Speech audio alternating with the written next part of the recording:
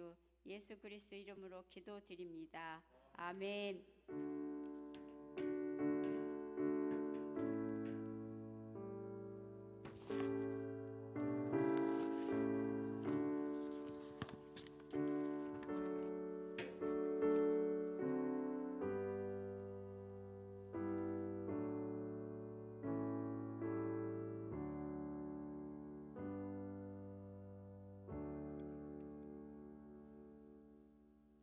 오늘 우리들에게 주시는 하나님의 말씀 신약성경 요한복음 2장 13절에서 17절까지의 말씀입니다.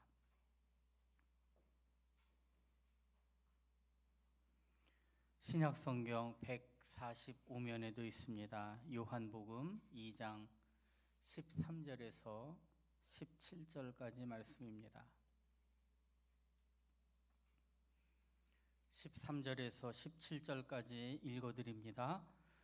유대인의 유월절이 가까운지라 예수께서 예루살렘으로 올라가셨더니 성전 안에서 소와 양과 비둘기 파는 사람들과 돈 바꾸는 사람들이 앉아있는 것을 보시고 노끈으로 채찍을 만드사 양이나 소를 다 성전에서 내쫓으시고 돈 바꾸는 사람들의 돈을 쏟으시며 상을 엎으시고 비둘기 파는 사람들에게 이르시되 이것을 여기서 가져가라. 내 아버지의 집으로 장사하는 집을 만들지 말라 하시니 제자들이 성경 말씀에 주의 전을 사모하는 열심이 나를 삼키리라 한 것을 기억하더라. 아멘. 할렐루야. 우리 옆에 있는 분들과 인사 나누시겠습니다. 사랑합니다. 축복합니다. 은혜 받읍시다. 오늘 수요 예배에 나오신 우리 귀한 성도님들 사랑합니다. 축복합니다.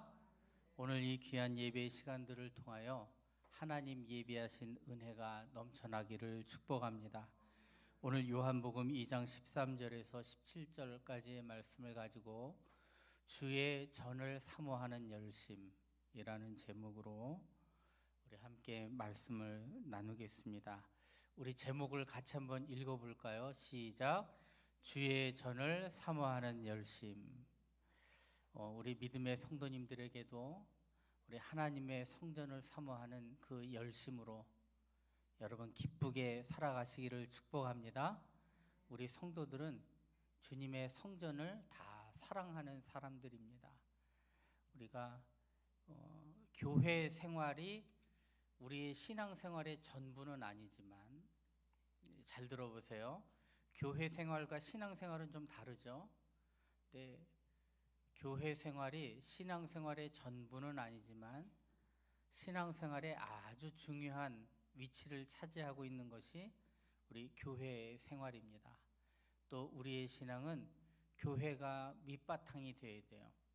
우리가 교회를 떠나서 신앙생활 할 수 있습니까? 없습니까? 없습니다. 예. 어떤 사람들은 뭐 실족했다 그러고 마음의 상처를 얻었다 그러고 그래서 교회를 떠나는 사람들이 더러 있습니다. 그러나 신앙은 버리지 않아요.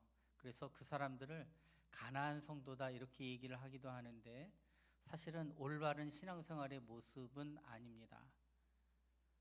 예수님께서 승천하신 이후에 성령을 그 귀한 신앙 공동체에 부어주셨고 거기에서 교회가 시작됐고 그 교회는 신앙의 근간을 이루며 많은 사람들에게 신앙의 어머니와 같은 그런 단단한 밑받침이 되었기 때문에 또한 성령께서 교회를 세우셨고 이 교회를 통하여 성령님 역사하시기 때문에 우리의 신앙은 절대로 교회를 떠나서는 안 됩니다. 연약한 것이 있고 부족한 것이 있더라도 우리가 그것을 위해서 기도하는 사람이 되어야 되지 내가 힘들고 상처받았다고 그래서 교회를 떠나서 신앙생활하는 것은 바른 신앙생활의 모습이 아니에요. 오죽하면 그렇겠냐라는 마음이 들기도 하지만 속히 돌아올 수 있도록 우리가 기도해주고 권면해야 됩니다. 건강하게 신앙이 자라나지 못하기 때문에 그런 것이죠. 우리 성도들에게는 주의 전을 사모하는 열심이 풍성해야 합니다. 요한복음 2장에 있는 말씀이기도 하지만 이 말씀은 시편 69편에 있는 말씀 속에 인용된 말씀인데, 다윗이 그 전을 사랑하며 신앙생활을 잘 감당했던 그 모습을 떠오르게 하는 그런 말씀이죠. 주의 전을 사모하는 열심. 사실 다윗이 얼마나 주의 성전을 사모하며 살았습니까? 그가 왕이 된 이후에 처음으로 한 일이 뭐였는지 여러분 아시죠? 어떤 일을 했습니까? 언약궤를 예루살렘 성 안으로 가져오는 일이었어요. 그게 왕이 돼서 첫 번째로 한 일입니다. 그 무엇보다 중요하고 소중한 일이었기 때문에 하나님 전을, 하나님 모시는 일을 우선으로 삼았다. 그가 또한 그 자신의 왕위에 있을 때 열심을 내어 준비한 것이 무엇이었습니까? 성전 건축이었습니다. 비록 하나님께서 거부하셨기 때문에 그 일들을 감당하지는 못했지만 그 일을 아들에게 물려주고 대신 뭐 했습니까? 성전 건축에 필요한 자재들을 다 모아다 놨어요. 밑받침이 되는 일들을 다 감당한 것입니다. 그리고 죽을 때에도 아들한테 유언한 것이 무엇입니까? 하나님의 성전을 짓는 일들에 대한 것이었어요. 그렇게 그는 하나님의 성전을 짓는 것, 주님이 우리와 함께 하시는 성전, 임재의 상징, 이런 것들이 마음속에 우선순위였기 때문에 그것으로 인하여 기뻐하고 그것으로 인하여 만족하는 인생을 산 것입니다. 언약궤가 그 예루살렘 성 안에 들어왔을 때 너무나도 즐거운 마음에 기쁨으로 춤을 췄던 다윗 아닙니까? 이 일 때문에 마누라가, 부인이 그 흉측하게 보고 망측하다 여기며 비난했을 때에도 오히려 그를 나무라고 자신이 하나님을 향한 사랑이 얼마나 큰가에 대해서 고백하기도 했던 일화의 내용들을 볼 때 그는 정말로 주님의 전을 사모하는 열심으로 살았던 사람이다라는 것을 보여줍니다. 우리 신앙의 근간이 되는 교회, 또 교회 안에 뭉쳐있는, 연합되어 있는 성도들, 함께 사역하는 교육자들과 수고하는 우리 성도들, 또 우리 귀한 예배하는 이 건물, 함께하는 신앙 공동체, 이 모든 것들이 다 귀한 것들입니다. 아무쪼록 우리 성북교회는 교회가 더욱 화목하고 서로가 단결하고 주님의 전을 사모하는 열심이 있어서 그 열심으로 주를 섬기고 좋은 소문이 나고 하나님의 영광이 되고 많은 영혼들을 주께로 돌아오게 하는 그 귀한 사명들 잘 감당하시기를 축복합니다. 오늘 요한복음 2장에 있는 말씀을 13절에서 17절까지를 읽어드렸습니다. 여러분, 이 말씀은 여러분 잘 알듯이 예수님께서 성전을 청결하게 하신 사건의 내용을 기록해요. 우리가 이 내용 속에서도 주님의 전을 사모하는 예수님의 마음을 우리가 살펴봅니다. 오늘 우리가 읽은 말씀 13절에 보니까 말씀의 시작을 이렇게 얘기해요. 유대인의 유월절이 가까운지라 예수께서 예루살렘으로 올라가셨더니. 그러니까 오늘 말씀의 배경은 유월절이고 지리적 배경은 예루살렘입니다. 예루살렘은 성전이 있는 곳이에요. 지금처럼 각 교회, 개교회가 자기들끼리 모여서 예배하던 시스템이 아니라 당시만 해도 예배는 어디서 드립니까? 예루살렘 성전에 와서 드려야 하는 거예요. 지금하고는 좀 다릅니다. 그래서 그 예루살렘이라는 단어가 갖고 있는 의미를 여러분들이 좀 이해하셔야 돼요. 아무 데서나 모여서 교회를 세우고 그렇게 예배할 수 있는 것이 아니라 예루살렘에 꼭 와서 하나님께서 계신다는 성전에 모여야 예배가 가능했습니다. 그리고 이때는 유월절이라고 얘기해요. 유월절은 우리나라 명절로 얘기하면 독립기념일, 광복절과 같은 날이에요. 그 애굽의 억압 속에 갇혀있던 이스라엘 백성들이 하나님의 도우심과 모세의 인도를 따라 그들이 출애굽했던 그 사건들을 기념하며 그 장자를 죽이시며 그 영혼들을 구원하시며 홍해바다를 건너게 하신 그 일들을 기억하며 기뻐하며 감사로 드리는 절기가 유월절이죠. 그래서 이 유월절은 이스라엘 백성들만의 아주 독특한, 그리고 그들 스스로는 하나님의 자녀됨에 대한 자부심과 감사가 넘치는 명절이었습니다. 그러니까 유월절이라고 하는 것에 그 이스라엘 백성들만의 자부심이 있는 거예요. 우리는 하나님이 택하신 하나님의 자녀들이다. 여러분, 이 정도면 괜찮죠? 대단한 자부심이죠. 지금은 예수 그리스도를 따르는 모든 사람들이 하나님의 백성이었지만 이 당시의 개념과 상황적인 형편에서 살펴보면 이스라엘 백성들만이 하나님의 선택받은 백성이었기 때문에 이 유월절이 갖는 그 자부심은 대단한 것입니다. 이 유월절의 예루살렘, 하나님 앞에 예배하는 곳, 하나님을 만나는 곳, 그러니까 이 유월절 당시의 예루살렘은 수많은 사람들이 모이는 곳, 함께 축제하는 곳, 예배하는 곳인 것과 더불어서 유월절의 예루살렘은 이스라엘 백성들만의 자랑이고 큰 자부심이었습니다. 그런데 이렇게 자부심과 자랑으로 또 기쁨과 축제의 날이었지만 사실 예수님께서 처음 유월절 예배를 드리시기 위하여 예루살렘으로 가셨을 때 이때의 유월절 예루살렘은 사실 뭐였습니까? 자부심과 기쁨의 대상이 아니라 예수님의 책망의 대상, 질책의 대상, 그리고 분노의 대상이었다는 것을 생각해 봐야 돼요.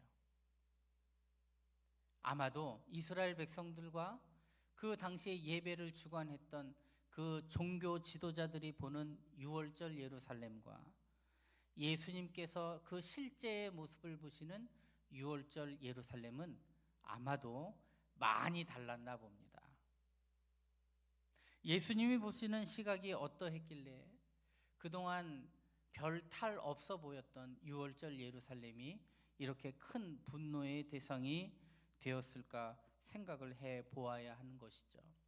오늘 우리가 읽은 말씀의 14절, 15절, 16절, 특별히 16절 말씀에는 예수님의 그 비판과 책망의 말들이 함축되어서 예수님께서 선언하시는 말씀이 있습니다. 16절 말씀에 우리 노란색 글씨 한번 읽어봅니다. 시작. 내 아버지의 집으로 장사하는 집을 만들지 말라. 할렐루야. 아버지의 집으로 장사하는 집을 만들었다. 물론 매매하는 일이 있었죠. 그래서 장사하는 집이기도 했지만 아마도 이 장사하는 집이라는 거에는 더 많은 의미가 담겨져 있지 않을까 생각을 해봅니다. 14절에 있는 말씀 보니까 성전 안에서 소와 양과 비둘기 파는 사람들, 돈 바꾸는 사람들이 그 안에 있었다라고 얘기합니다. 성전 안에서 소와 양, 비둘기를 파는 것은 불법은 아닙니다. 그리고 거기에 돈을 바꾸는 사람들이 있다고 얘기하는데 이것도 조금 넓은 의미로 보면 불법은 아닙니다. 그런데 예수님은 왜 이 상황을 이렇게 분노함으로 보셨을까요? 신명기에 있는 말씀에는 그 안에서 짐승을 파는 것 자체가 완전히 불법이 아니라는 것을 알 수 있는 이유는 그 원래의 율법대로 그리고 모세의 율법에 따르면 제사를 드리기 위해 하나님 앞에 번제하기 위해서 짐승을 가져올 때는 원래 짐승을 사는 게 아니에요. 짐승을 자신이 키운 짐승 중에서 가져오는 것입니다. 여러분, 자신이 키운 짐승을 가져온다라는 것이 얼마나 더 애틋하고 안타까운 일인가를 알 수 있습니다. 그렇죠? 우리가 돈 주고 치킨을 사 먹긴 해도 내가 키우는 닭 먹는 거는 조금은 다른 문제일 수 있어요. 물론 그렇지 않을 수도 있겠지만 키우는 걸 잡아먹는 거는 좀 다르죠. 그만큼 애착과 사랑이 담겨져 있는 것이죠. 그런데 그렇게 키운 짐승을 가져다가 이 제사를 드리기 위해서 예루살렘까지 와야 하는데 이게 보통 일이 아니고, 또 흠없는 제물을 하나님 앞에 드려야 되는데 오랜 시간들 그렇게 이 줄에 묶어다 끌고 와야 되는데 상처를 입기도 하고 여러 가지 이 배고픔도 있고 질병에 걸리기도 쉽고, 그래서 온전한 모습으로 제물화할 만큼의 그렇게 깨끗하고 흠없는 제물로 가져오는 게 쉽지 않은 거예요. 예. 죽여서 고기로 갖고 오면 쉬울 수 있지만 그게 또 아니잖아요. 그게 쉽지 않습니다. 그래서 원래 이 하나님께서 주신 율법에는 그들을 배려하는 의미에서 자신들이 직접 키운 짐승을 팔 수 있었습니다. 팔고 그냥 돈 주고 사는 게 아니에요. 자기가 키웠던 짐승을, 흠없는 짐승을 팔고 그것을 돈으로 바꿀 수가 있고, 그 돈을 가지고 와서 예루살렘 성전 안에 와서 그것으로 흠없는 짐승을 살 수 있었습니다. 그러면 짐승을 데리고 오는 수고는 좀 덜 하잖아요.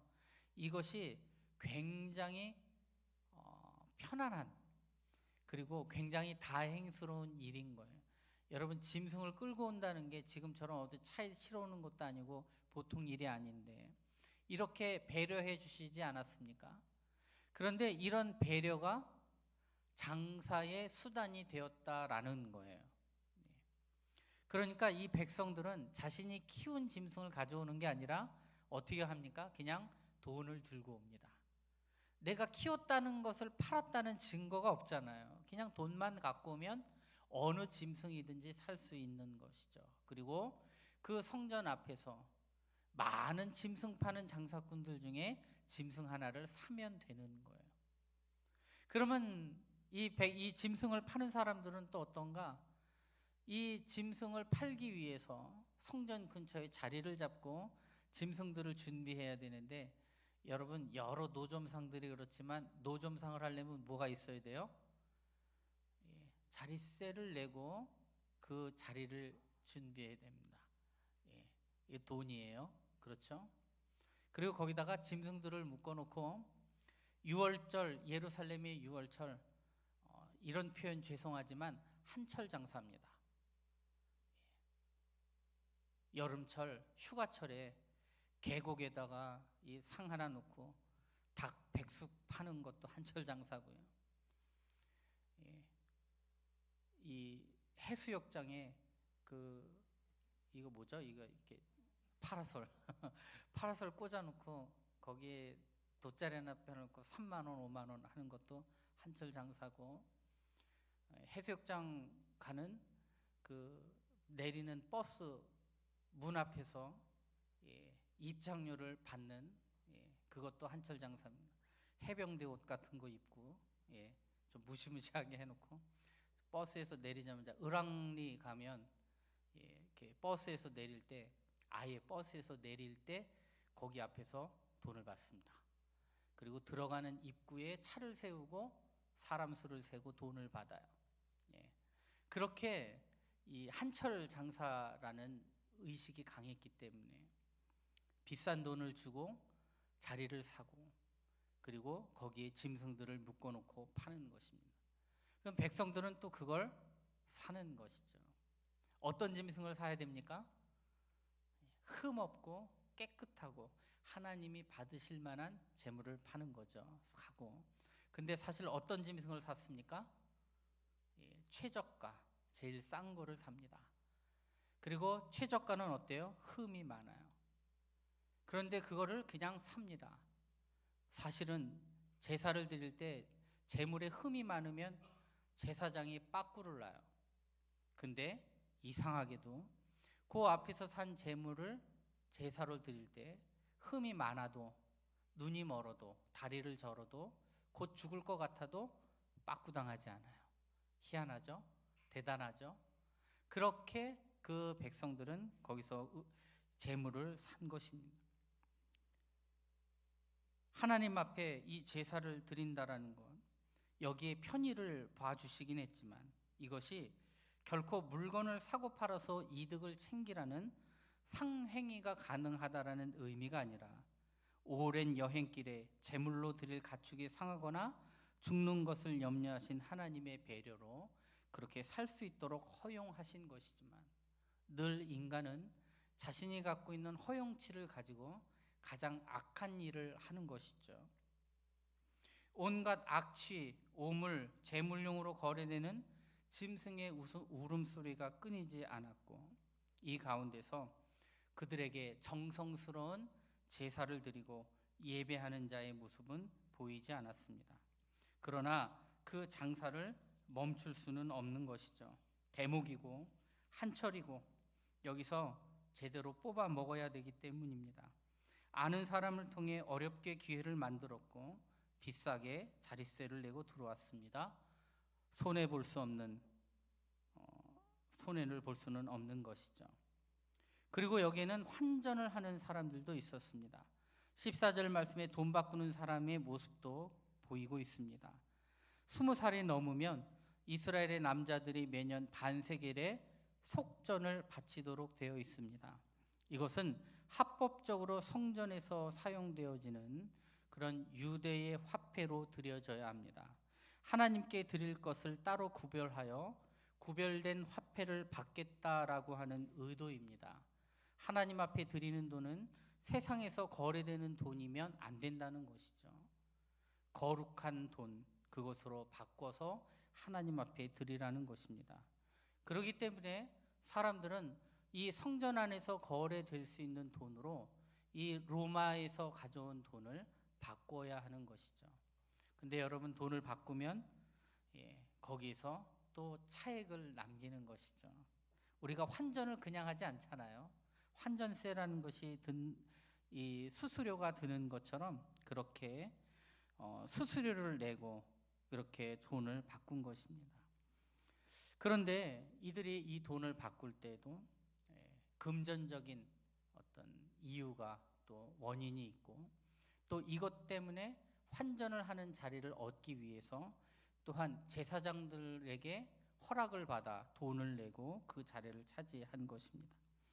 그러다 보니까 이 법적으로 또 예수님께서 보실 때는 그들이 짐승을 사고 환전을 하고 이 모든 것들이 불법은 아니지만 그 마음속에 있는 불법을 보신 것이죠. 환전하는 사람들도 그렇다고 해서 장사를 멈출 수는 없습니다. 대목이기 때문에 휴가철 계곡처럼 해수욕장처럼 한철 장사 제대로 뽑아 먹어야 되기 때문에, 또 아는 사람 통해서 어렵게 기회를 만든 자리이기 때문에 비싸게 자릿세를 내고 들어왔기 때문에 손해를 볼 수는 없는 것입니다. 여기서 물건을 파는 사람도 환전을 하는 사람도 하나님 앞에 합당한 사람들은 아닙니다. 그리고 또 중요한 여기서 역할을 하고 있는 사람들이 있는데 그들은 제사장들입니다. 제사장들은 이 장사꾼들에게 좋은 자리를 내어줌과 동시에 돈을 받았습니다. 그리고 혹시나 흠이 있는 재물이 들어오더라도 그들은 눈 감아 줘야만 했습니다. 왜냐하면 그들은 돈을 받았기 때문이죠. 이스라엘 말기에는 이렇게 예배의 제사의 형식만 남은 것입니다. 그리고 이러한 일들은 사실 어제 오늘의 일이 아니라 구약의 마지막 성경이었던 말라기 성경에서도 이 하나님께서 말라기 선지자를 통하여 그 이스라엘 백성들 또 제사장들을 심하게 질책하신 이유가 뭐였냐면 바로 그들의 제사가 무너졌기 때문이라는 것이죠. 그 심판의 말씀 속에 말라기 1장 8절을 보니까 만군의 여호와가 이르노라 너희가 눈먼 희생 제물을 바치는 것이 어찌 악하지 아니하며 병든 것을 드리는 것이 어찌 악하지 아니하냐. 그들은 살기 위해 또한 그들이 좋은 자리를 얻기 위해 여러 총독에게 당시의 유력자였던 권력자들에게 뇌물을 주던 사람들인데 너희들이 그렇게 뇌물을 주듯이 그 사람들에게 이런 흠 있는 재물을 드려보라는 것입니다. 하나님께서는 이렇게 분노하는 마음을 말라기 선지자를 통하여서 이스라엘 백성들에게 일러 주시기까지 했다는 것이죠. 구약의 마지막 선지자 말라기를 통하여 당시 예배의 형식주의 그리고 진심이 없는 예배, 이것을 강력하게 하나님께서 경고하셨는데 이러한 모습이 예수님이 오실 때까지 변하지 않았다라는 거예요. 그러한 더러운 관행과 습관이 하나도 바뀌지 않았습니다. 제사장들은 금전적 이득을 취하기 위해, 또한 그들은 자신들이 가지고 있었던 기득권을 놓치지 않기 위해 하나님 앞에 드려지는 예배와 제사보다 그들에게 떨어지는 금전적인 또한 권력의 이득을 취하며 살아온 것들이 제사장들을 향한 하나님의 책망이었다라는 거예요. 이러한 부정한 재물로 부정한 재산을 쌓고 또 스스로의 배를 채워왔기 때문에 성전은 장사하는 집으로 명명될 수밖에 없었던 것입니다. 그리고 이 사람들뿐만이 아니라 이것으로 말미암는 예배하는 모든 백성들의 타락도 그 안에 포함되어 있습니다. 그들은 그래도 신앙을 완전히 버리지는 못해서 하나님 앞에 제사를 드리는 사람들이었습니다. 그런데 제사를 꼭 드려야 한다는 생각은 있었지만 거기에는 빨리 제사 드리고 다시금 고향으로 돌아갈 생각밖에 없었기 때문에 직접 키운 짐승을 흠없이 먼 길을 가져오는 수고를 덜었다는데 한시름 놓았고, 또 돈을 가지고 가서 대충 적당한 것을 사면 됐다는 것이죠. 또 어차피 성전 근처에서 구입한 거면 제사장이 흠이 있더라도 통과시켜 줄 것이기 때문에 거기에 흠없는 제물을 드려야 하는, 또한 자신의 온 마음과 정성을 담아야 하는 그 마음의 준비는 전혀 되지 않았다는 것입니다. 갈 길도 먼데 빨리 제사 드리고 올라가야 되는데, 제사를 드리고 그래도 제사하고 예배를 드렸는데 하나님께서 주시는 복도 빌어야 되는데, 이 모든 것들을 하는데 예루살렘까지 오지 않을 수는 없고, 그래서 그들은 여기 왔지만 여기서 적당한 것 사고 적당하게 돈을 바꿔서 내면 되고 특별히 신경 쓸 만한 일이 없습니다. 돈이 좀 들기는 해도 여기서 사면 좀 비싼 것 같고 좀 마음이 편치는 않았지만 그래도 직접 준비해 오는 것보다는 훨씬 쉬웠기 때문에 그렇게 편한 길을 선택해서 예배했다라는 거예요. 그리고 신경 쓸 일이 없이 적당하게 잘 해결하고 일을 끝마치고 올라가면 된다였다는 것이죠. 제사장들, 그리고 제사를 드리러 오는 사람들, 그리고 그 사이에 낀 장사꾼들, 환전하는 사람들이 다 함께 이익을 취하게 되었습니다.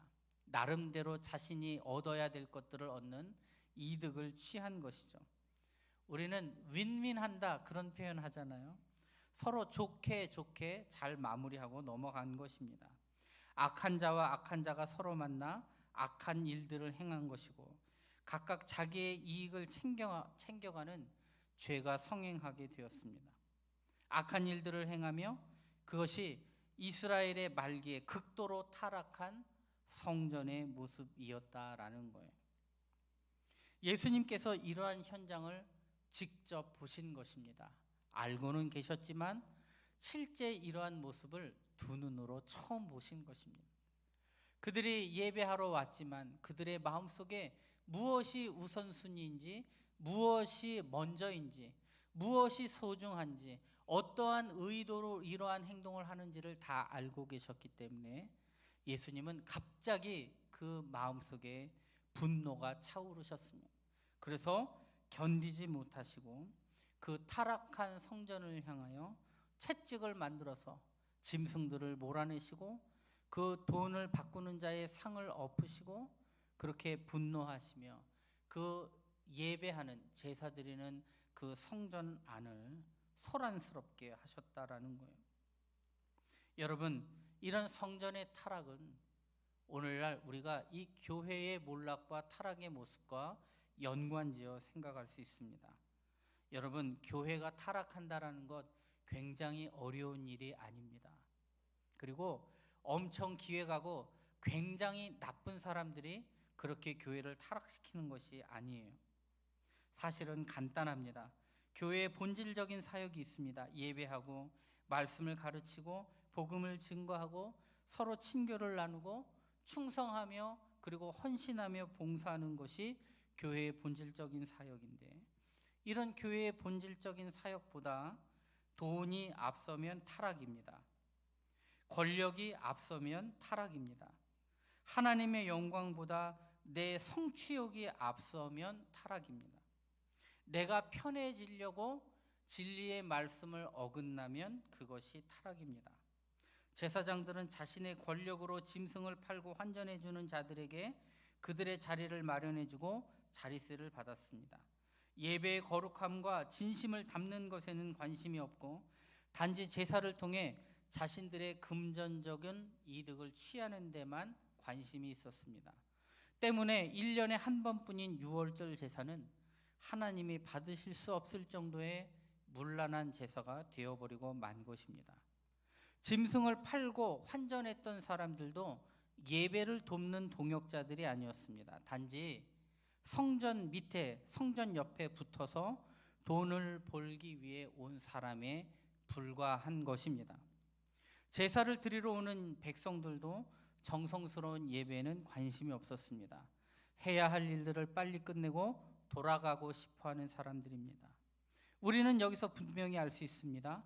타락한 자들이 사실은 교회 바깥에 있는 사람들이 아니라 다 교회 안에 있는 사람들이었다는 거예요.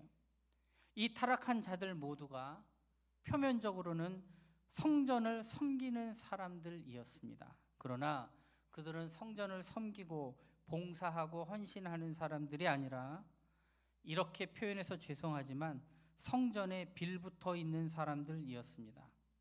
성전이 예배의 장소가 아니라, 하나님을 만나는 장소가 아니라 자신의 삶과 생활의 중요한 수단에 불과했다라는 것입니다. 성전이 신앙 목적이 아니라 수단이 되어버리고 성전이 내 삶의 생계 수단이 되면 타락한 것입니다. 성전에서 무엇인가 떨어지는 콩고물을 얻어먹으려 하면 타락한 것입니다.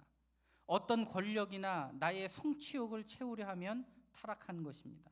하나님의 영광과 예배 회복을 앞세우면서도 단지 먹고 살기 위해서 본질의 사명을 잃어버린 채 권력을 쫓아 살고, 그리고 돈을 쫓아 살고, 자신의 자아 실현을 쫓아 살고 편안함을 추구하며 살아가면 타락한 것입니다. 예수님은 그러한 타락의 모습을 견디지 못하고 분노를 표출하고 만 것이죠. 15절 16절 말씀에 그렇기 때문에 예수님은 노끈으로 채찍을 만들어서 양과 소를 다 성전에서 내어 쫓으셨습니다. 이러한 재물 필요 없다는 것입니다. 돈 바꾸는 사람들의 돈을 쏟으시고 상을 엎으셨습니다. 하나님 앞에 거룩한 돈이라 스스로 칭하고 그렇게 환전하고 환전 속에 이득을 취하면서 형식적으로, 또한 그 마음에 진심 어림이 없는 그러한 재물과 헌물을 받지 않으시겠다 선언한 것입니다. 그리고 이 모든 것을 정리하며 말씀하신 것이 내 아버지의 집으로 장사하는 집을 만들지 말라. 교회가 돈벌이를 같이 한다고 장사하는 게 아니라, 어떤 분들은 그렇게 얘기하시는 분들도 있더라고요. 굉장히 보수적인 분들 중에는 교회에서 어린이집 하면 반대하고, 교회에서 요양원 하면 반대하고, 교회 안에 카페 있으면 절대 안 되고, 이렇게 생각하시는 분들이 아직도 계시긴 해요. 그런데 거기에서 얻는 이득이 장사했다라는 게 아니라, 여기서 말하는 장사는 금전적으로나 마음적으로나 권력으로나 하나님 앞에 예배하는 것이 우선이 아니라 자신의 육신의 것을 추구하며 그렇게 성전 안에 있는 것을, 성전에서 성전을 장사하는 집을 만들었다라고 얘기한 것입니다.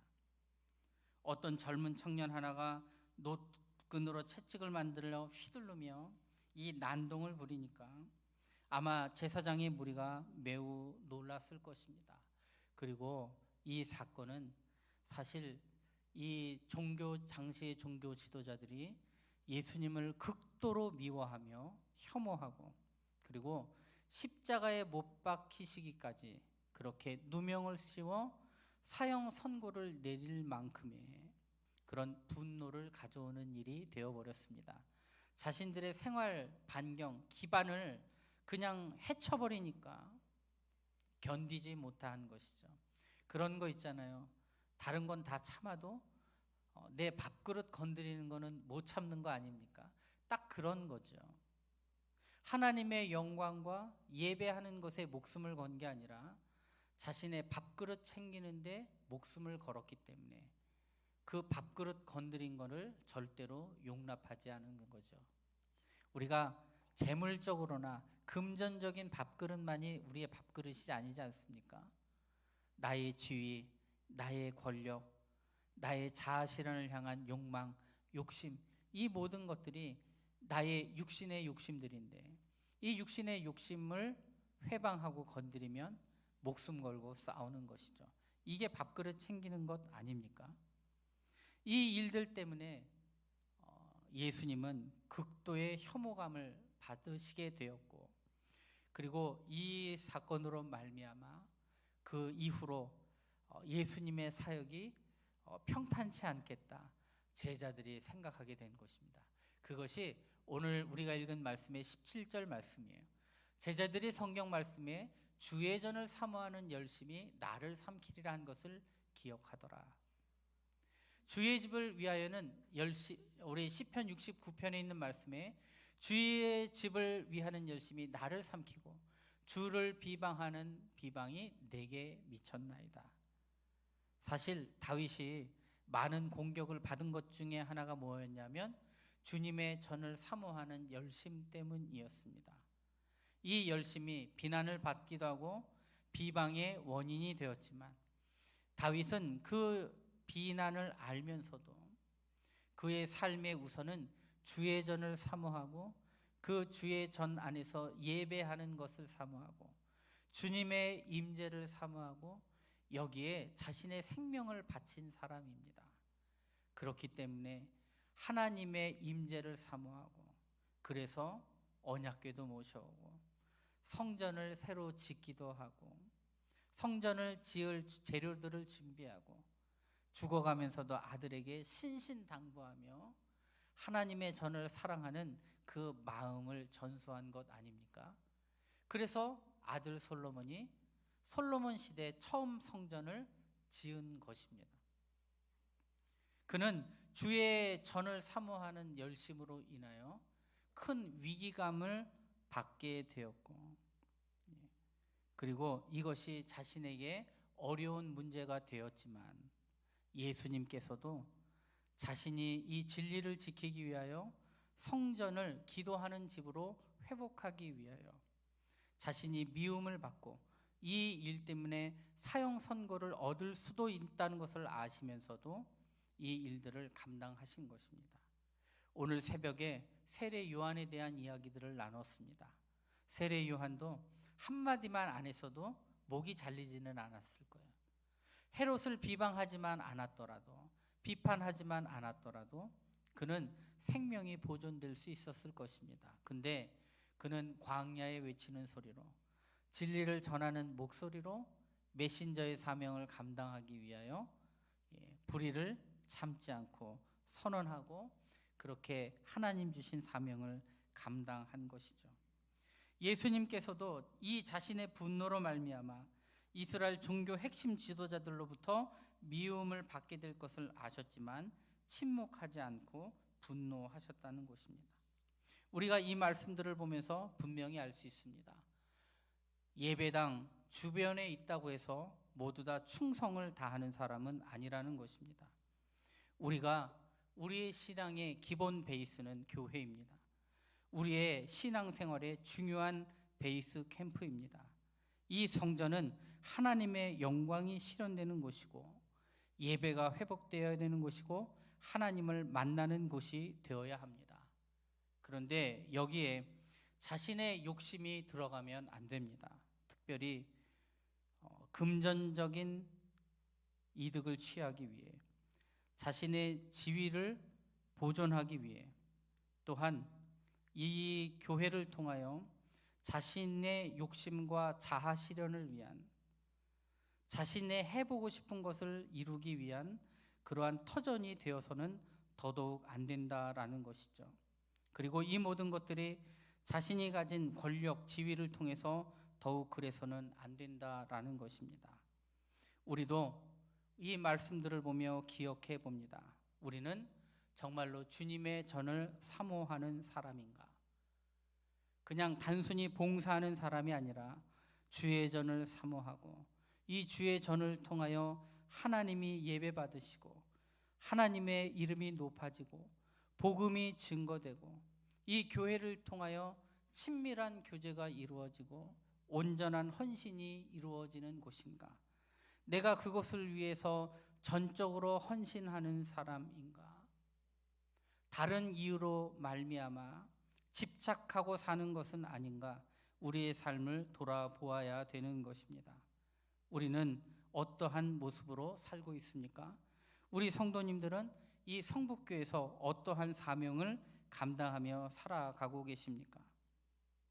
우리가 교회 안에서 열심으로 기도하며 은혜를 사모하며 믿음으로 사는 우리 모두가 되어야 할 것입니다. 우리는 예수님의 말씀들을 기억하고 화려하고 웅장한 건물이 아니라 이 교회의 건물과 이 성도와 이 교회 조직을 통하여 온전한 예배를 하나님 앞에 드리고 섬기며 하나님께서 보내신 예수 그리스도를 나의 구원자로 섬기고 내 안에 계신 성령님을 모시고 살아가는데 좋은 기반이 되는 교회인가? 나에게 말씀의 양식이 공급되는 곳인가?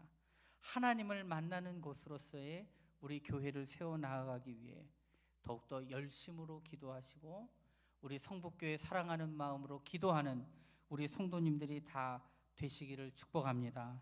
다윗이 주의 전을 사모하는 열심으로 살았던 것처럼 우리의 인생에도 이러한 다윗의 열심으로 살아가는 믿음이 있기를 축복합니다.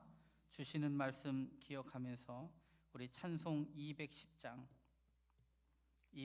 찬양 드리겠습니다.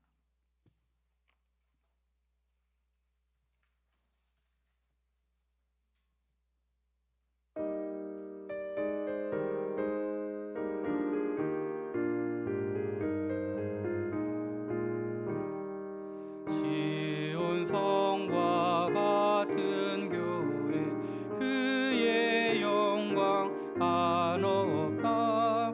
허락하신 말씀대로 주가 친히 세웠다. 반석 위에 세운 교회 흔들 자가 누구랴. 모든 원수의 옷싸워도 아무 근심 없도다. 생명샘이 솟아나와 모든 성도가 언제든지 흘러넘쳐 부족함이 없도다. 이런 물이 흘러가니 목마를 자 누구랴. 주의 은혜 풍족하여 넘치고도 넘친다. 주의 은혜 내가 받아 시온 백성 되는 때 세상 사람 비방해도 주를 찬송하리라. 세상 헛된 모든 영광 아침 안개 같으나 주의 자녀 받을 복은 영원 무궁하도다.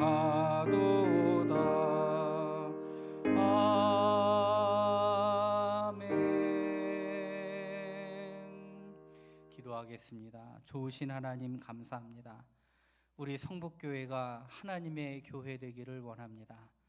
하나님의 말씀이 증거되고 하나님 앞에 간절함으로 기도하고 말씀의 양식을 공급받고 서로 친밀한 교제 속에 단결하며 더욱더 하나로 단단하게 뭉쳐지고 그 은혜와 사랑이 있어 온전한 마음으로 헌신하며 봉사하는 귀한 교회 되기를 원합니다.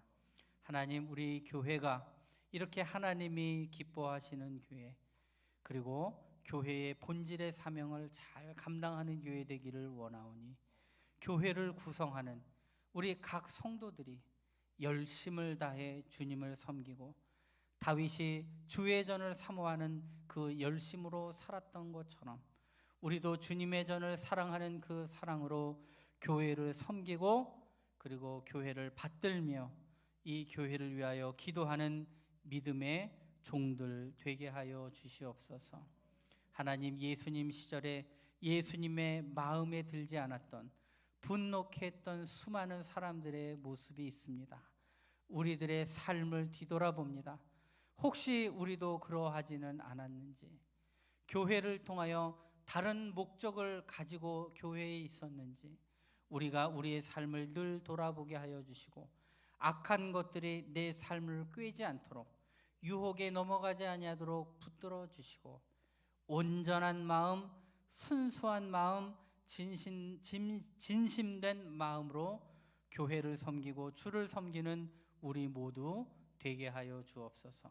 오늘도 부르짖어 기도할 때 주님 만나게 하여 주시고 간절한 마음으로 포기하지 아니하고 마음의 소원을 아뢰며 나아갈 때 우리의 마음의 소리를 듣고 계신 하나님, 우리의 고통과 어려움을 아시는 하나님께서 응답하여 주시고 회복하게 하여 주시고 길을 열어주시고 뭉치고 엉켰던 것들을 풀어주실 줄로 믿사오니 기쁨과 감사로 인내로 열심으로 기도하는 믿음의 자녀들 삼아 주옵소서.